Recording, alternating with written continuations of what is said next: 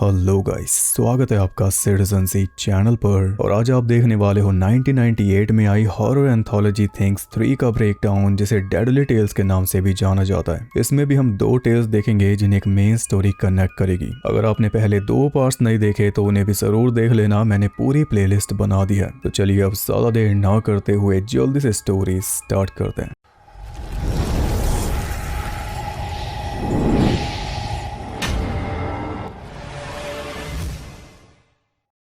Main story का नाम है क्रिस्टल गेजिंग और ये बेस्ड है एच.जी. वेल्स की स्टोरी द क्रिस्टल एग पर। एच.जी. वेल्स जिन्होंने द इनविजिबल मैन लिखी थी।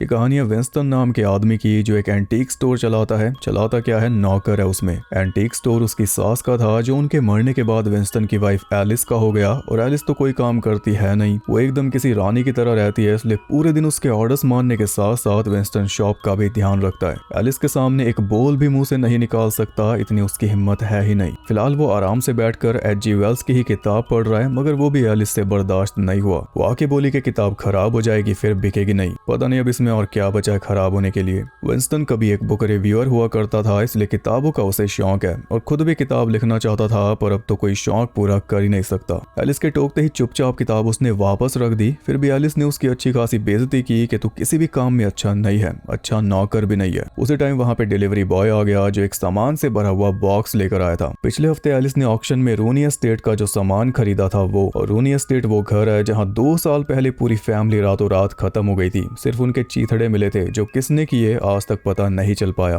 फिर भी एलिस ने उनका सामान खरीद लिया क्योंकि उसका कहना है कि वो सामान अच्छे पैसों में बिकेगा, जबकि डिलीवरी बॉय का कहना है कि क्या पता तुम भी रातों रात निपट जाओ। लोगों का कहना है कि रूनी काला जादू किया करता था, उसने सेटन के साथ डील वगैरह की थी कुछ। पर एलिस इन सब बातों पर यकीन नहीं करती। उसे बेचने के लिए सामान चाहिए था जो उसने ले लिया। सामान देकर डिलीवरी वाला भी चला गया और एलिस चली गई चुपचाप ऊपर नहाने। विंस्टन ने बॉक्स में से सामान निकाला जो सच में अजीब था। एक अंगूठी थी अजीब सी, और उससे भी ज्यादा अजीब एक पोस्ट कार्ड था फैटिश वाला, जिसे विंस्टन भी देखता ही रह गया। बॉक्स में अब एक बड़ा सा पत्थर बचा था, लेकिन उसे निकालने से पहले एलिस की फरमाइश पे विंस्टन को उसके लिए सैंडविच बनाने जाना पड़ा, और बस तभी वो पत्थर बहुत ज्यादा चमक मारने लगा। विंस्टन ने जल्दी से जाके देखा और फटाफट उसे बाहर निकाला तो पाया कि वो एक बड़ा सा क्रिस्टल था जो पलक झपकते ही दोनों सैंडविच लपेट गया। विंस्टन का काम और बढ़ा दिया उसने। विंस्टन ने ध्यान से देखा तो उसके अंदर एक अलग ही दुनिया दिखाई दी। उसी टाइम विंस्टन ने अपने साई-फाई राइटर दोस्त फिल के पास फोन मिला दिया, जिसके पीछे आप थिंग्स मूवी का पोस्टर देख सकते हो। विंस्टन फिल से सलाह ले रहा था उस क्रिस्टल के बारे में, लेकिन उस क्रिस्टल को फिक्शनल बता रहा था। मतलब ऐसा कह रहा था कि मैं कहानी लिख रहा हूँ जिसमें एक आदमी को एक अजीब सा क्रिस्टल मिलता है जिसके अंदर एक अलग ही दुनिया दिखाई देती है। फिल उसे कुछ बता पाता उससे पहले स्टोर में एक कस्टमर आ गया, एरिक, इसलिए विंस्टन को फोन रखना पड़ा। एरिक अपनी होने वाली वाइफ वर्जीनिया के लिए गिफ्ट लेने आया था और उसे क्रिस्टल ही पसंद आ रहा था, लेकिन विंस्टन क्रिस्टल को छुपाए जा रहा था। क्रिस्टल से ध्यान बटाने के लिए विंस्टन ने उसके हाथ में वो फैटिश वाला पोस्ट कार्ड पकड़ा दिया, और वो एरिक के दिमाग में कुछ ऐसा बैठा कि एरिक उसे $100 में खरीद के ले गया। ये भूल ही गया कि वर्जीनिया के लिए गिफ्ट खरीदने आया था। वो तो जाते जाते एलिस ने उसके हाथ में एक क्लाउन पकड़ा दिया वर्जीनिया को देने के लिए, और थिंग्स वाला क्लाउन तो आपको याद ही होगा। यहाँ से एरिक की कहानी शुरू होती है जिसका नाम है कोल्ड फीट, और ये बेस्ड है मैरी शैली की स्टोरी द ट्रांसफॉर्मेशन के ऊपर। मैरी शैली वही जिन्होंने फ्रैंकेनस्टाइन लिखी थी।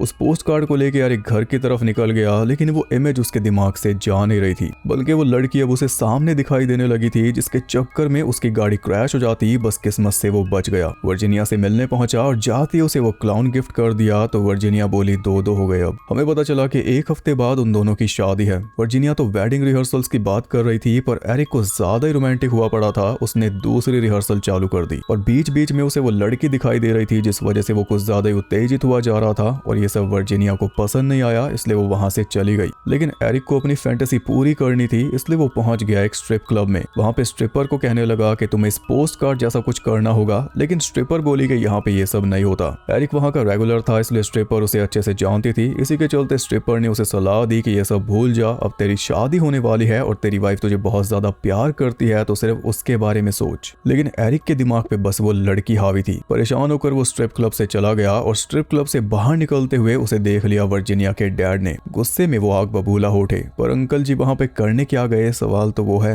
अगले दिन एरिक वर्जीनिया के घर लंच पे गया तो वहाँ भी उसके दिमाग पे वही लड़की हावी थी। डाइनिंग टेबल पे बैठा हुआ अपने में ही खोया हुआ था और अजीब अजीब चीजें बोल रहा था, जैसे डक और पता नहीं क्या क्या। तब अंकल जी उसे साइड में ले गए, उसे इंग्लिश में समझाने कि तू ये गंदे काम छोड़ दे वरना तेरा शहर में रहना मुश्किल कर दूंगा। पर एरिक उल्टा उन्हें तड़ी देने लगा। तभी अंकल के हाथ उसका पोस्ट कार्ड लग गया, जिसे देख के अंकल समझ गए कि ये तो बिल्कुल ही गिरी हुई पार्टी है। अंकल फाड़ने ही वाले थे उसका पोस्ट कार्ड, तभी उसने पोस्ट कार्ड छीन लिया और लगे हाथ अंकल को 2-3 गाली भी दे दी। बस तभी पोस्ट कार्ड में उसे अंकल दिखाई देने लगे निपटे हुए। उसे दिख रहा था कि किसी ने फायर पोकर घुसा दिया उनके अंदर। एक्सप्लेन तो वो क्या करता, बस जल्दी से वहां से निकलने लगा, पर बाहर निकला तो उसे वर्जीनिया और उसकी मॉम दोनों की मौत भी दिखाई दे गई। वर्जीनिया का गला कटेगा और मॉम की आंख में फोक घुसाया जाएगा। ऐसे दृश्य देखकर एरिक का दिल दहल गया, तो बिना कोई बात किए वो निकल गया ऑफिस के लिए। ऑफिस की पार्किंग में पहुंचा ही था कि तभी पोस्ट कार्ड में उसे शेर के मुंह वाली लड़की दिखने लगी और जैसे लिफ्ट खुली वही लड़की उसके सामने खड़ी थी। एरिक जान बचाकर भागा और पीछे पीछे वो लड़की भागी, तो किसी तरह वो टॉप पे पहुंचा तो उस लड़की ने वहीं से उसे नीचे फेंक दिया। फिर एरिक की आंख खुली उसी पोस्ट कार्ड वाली लड़की के पास। उसने एरिक को टॉर्चर करना शुरू कर दिया, जो धीरे धीरे एरिक को पसंद आने लगा। जब एरिक तैयार हो गया तब उस लड़की ने एरिक के साथ एक डील की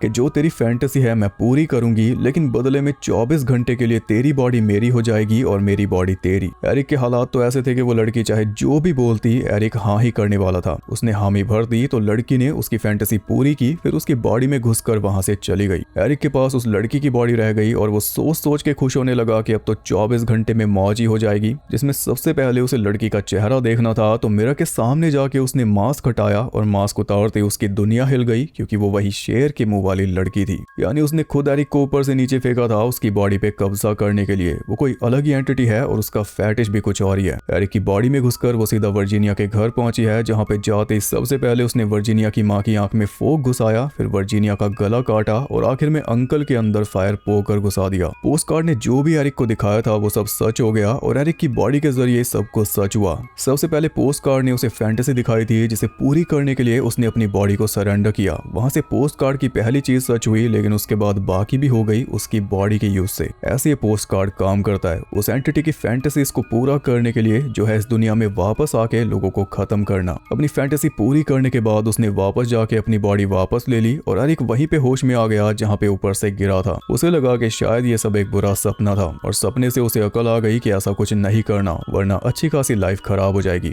उसी टाइम वो वर्जीनिया के घर पहुंचा और जाके उसे पता चला कि वो सब कोई सपना नहीं था। वो लड़की सच में उसकी बॉडी यूज करके पूरी फैमिली को खत्म कर गई। उस फैंटेसी ने एरिक को पूरी तरह बर्बाद कर दिया, जो कि सबको पता ही था कि होना ही है। यहाँ तक कि स्ट्रिपर ने भी बोला था, लेकिन इस लेवल पे होगा एरिक ने सपने में भी नहीं सोचा था। एक हफ्ते में नया जीवन शुरू होने वाला था जो पूरी तरह मिट गया। एरिक बहुत ज्यादा गिल्टी फील कर रहा था, इसलिए उसने पुलिस के पास फोन किया और सारा इल्जाम अपने ऊपर ले लिया, साथ में पोस्ट कार्ड भी फाड़ दिया। फिर रोते हुए पुलिस के आने का वेट करने लगा और इसी के साथ ये टेल खत्म हुई। एरिक के पास सब कुछ था, पर कुछ देर के लिए दिमाग में आई एक छोटी सी फैंटेसी के लिए वो सब कुछ गवा बैठा। अब हमेशा पछताएगा। उधर एलिस विंस्टन के ऊपर चिल्ला के किसी इवेंट में चली गई, तभी क्रिस्टल के अंदर विंस्टन को एक क्रिएचर दिखाई दिया। ये सारी बातें विंस्टन लगातार फिल के साथ शेयर कर रहा था, लेकिन कहानी के रूप में। धीरे धीरे विंस्टन ने उस क्रिस्टल को ट्रेन कर दिया कि जैसे ही मैं चुटकी बजाऊं तो समझो तुम्हें खाना खा लेना है। खास बात यह है कि क्रिस्टल सिर्फ खाने का सामान ही गायब करता है और कुछ नहीं। इस बार तो विंस्टन को वो क्रिएचर साफ दिखाई दे गया। वो खुद सामने आकर विंस्टन से मिल रहा था, लेकिन कुछ बोल नहीं रहा था, ना ही विंस्टन की भाषा समझ पा रहा था। अचानक एलिस आ गई और हर बार की तरह विंस्टन को सुनाने लगी। आते जाते ये रूटीन उसका फिक्स था। एलिस ने बताया कि मैंने एक क्रिस्टल बेच दिया है, दोपहर में मेरी दोस्त आएगी और इसे ले जाएगी,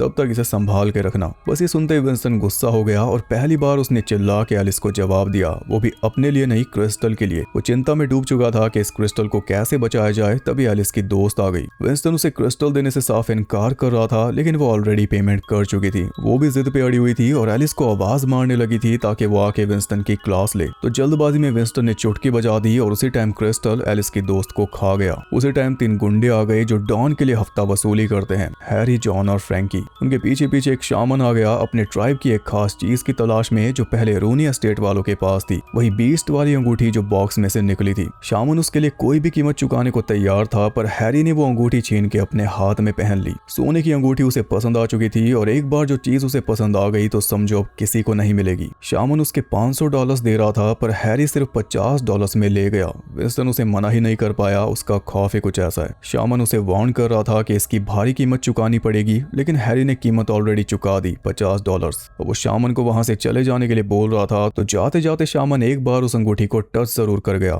भले इसके बदले में उसके माथे पे बंदूकें तन गई, लेकिन ये काम उसे करना ही था। उसके जाते अंगूठी तपने लगी थी और हैरी ने उतारने की बहुत कोशिश की, लेकिन उतर नहीं रही थी। सबने जोर लगा के देख लिया, लेकिन वो हिली भी नहीं। कुछ देर में थोड़ी ठंडी हो गई, इसलिए हैरी भी शांत हो गया। विंस्टन ने उसे हफ्ता ला के दे दिया, तो पैसे लेकर वो तीनों अपने बॉस के पास चल दिए। और यहाँ से इनकी कहानी शुरू होती है, जिसका नाम है बेस्टैलिटी। ये बेस्ड है रुडयार्ड किपलिंग की the mark of the beast पे। वही रुडयार्ड किपलिंग जिन्होंने द जंगल बुक लिखी।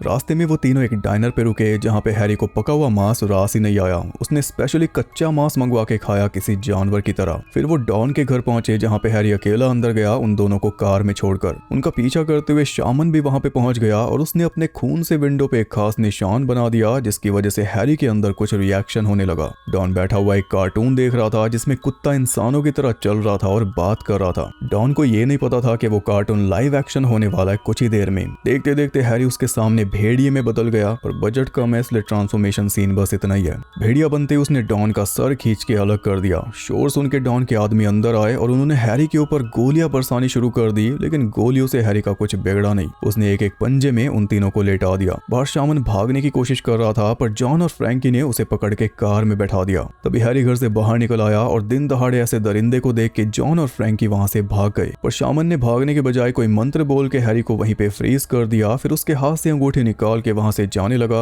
लेकिन ये सब देखकर जॉन और फ्रैंकी ने उसे फिर से पकड़ लिया। वो शामन को बोलने लगे कि हैरी को ठीक कर, लेकिन शामन आगे से बहाने बना रहा था, पर वो कुछ भी सुनने के मूड में नहीं थे। उन्होंने शामन की एक उंगली काट दी कि या तो हैरी को ठीक कर, वरना तेरे साथ बहुत बुरा करेंगे। शामन ने पास जाके कोई मंत्र पढ़ा, जिससे हैरी फिर से पहले जैसा हो गया, लेकिन इसी बीच शामन ने उनकी कार पे फिर से वही सिंबल बना दिया अपने खून से। और चुपचाप वहां से सरकने लगा, तो उन दोनों ने फिर से उसके ऊपर गन तान दी कि हैरी को उसकी अंगूठी वापस कर। पर सरप्राइजिंगली हैरी बोला कि इसे जाने दो। उसने शामन से माफी भी मांगी अपने बर्ताव के लिए, और अंगूठी भी उसे ले जाने दी कि तुम्हारे लोगों के काम आएगी। मुसीबत पड़ते ही हैरी की अकल ठिकाने आ गई। पहली बार उसे अपने गलत रवैये का अंजाम भुगतना पड़ा, इसलिए उसने शामन के हाथ में मोटा कैश भी रख दिया, क्योंकि अब उसके इरादे कुछ और हो चुके थे। शामन वहां से चला गया और हैरी ने अपने दोनों साथियों को भी कार में बैठा के वहां से भेज दिया। खुद वो वहीं पे रुका रहा डॉन के आदमियों के वेट में। उसने डिसाइड कर लिया था कि आज मुझे खत्म हो जाना है, लेकिन इस टाउन में से कुछ अंधेरा कम करके। जैसे ही डॉन के आदमी आए, हैरी ने उन पे गन तान दी, जिसके बदले में वो सड़क पे ही मारा गया। इतनी गोलियां चली कि फ्रैंकी और जॉन तक भी आवाज पहुंची।